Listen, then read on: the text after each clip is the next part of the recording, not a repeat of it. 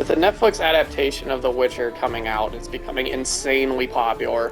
Some of you guys may have wanted to try The Witcher. My favorite is The Witcher Wild Hunt. So you can sit here and buy it. It actually comes with all the DLC, but sometimes it could be a little overwhelming if you sit here and play. So going through the main menu, if you say new and go to fresh start, you'll be shown with 4 difficulties. Just the story, story and the sword, blood and broken bones, and death march.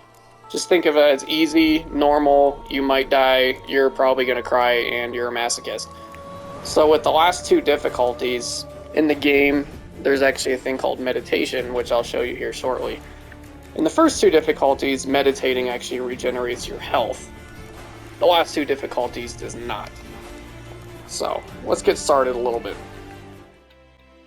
So going through the start of the campaign, in the very beginning, you'll see Geralt's amazing naked body, and then him with a woman named Yennefer, which is the witch that he's trying to find. Things go forward, turns out it's a dream, and then you start your campaign. After a little while, you're told to fight a griffin. So after the griffin's defeated, your next objective will be to prepare to leave White Orchard and Vesemir in this section of the map called White Orchard. Now, it may be fairly tempting just to go to that objective. However, if you check the world map, you will see a lot of question marks, which I have actually found these question marks at this time. So this might take a minute, but go to every single question mark and find them. You will find what's called places of power, and every time you draw one, you get a bonus for that certain ability, and you'll also get 1 free ability point. Now, ability points are used over here in the character section to level your character up. For example, I'm level 3, however, since I have all the places of power in this section, I have 6 points. So I can use that up to level up. Other things that you can find are hidden treasures, like here, guarded treasures that are usually guarded by, mutants. Abandoned sites, which are usually guarded by monsters or bandits. And again, smugglers' caches, which are, hidden stuff. And then you can also find these things called monster nests. Now, monster nests are what they sound like. They're nests, well, for monsters. You do have to make bombs to be able to destroy them, which you can find in your inventory. Bombs are made in alchemy under the bomb section. You do need to find their scroll or whatever to be able to make them.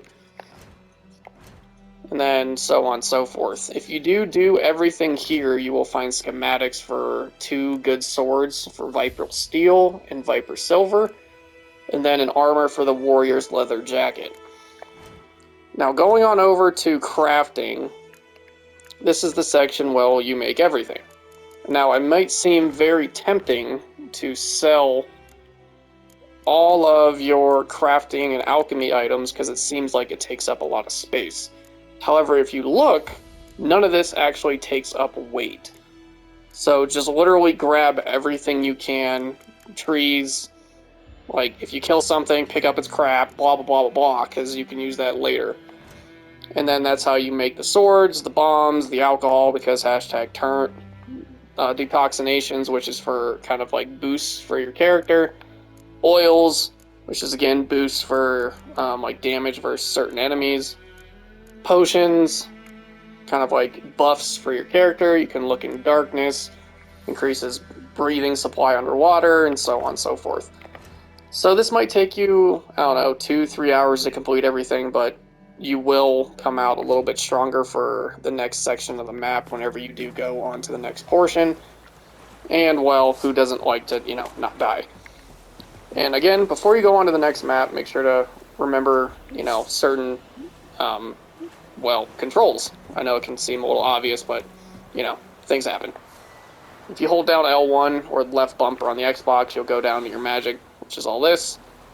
Igni is fire. Quen is protective shield. Yurden is a magic trap. Axii influences one's mind. And Ord is, force push, and that's what I'm going to call it forever. But yeah, that's a quick thing. So whenever you're all good and you feel like you've leveled up, go ahead and go into the next section. And just like we talked about in the beginning, there's this meditation. Now, like I said, on the harder difficulties like I'm on, if you meditate, your health does not regenerate. The only way to regenerate is to eat or drink So, you know, if you're in a combat just match, and I guess Geralt is just stuffing his fucking face like a fat ass. But hey, hashtag you're not dead. So, hope this helps. Quick little thing for the beginning.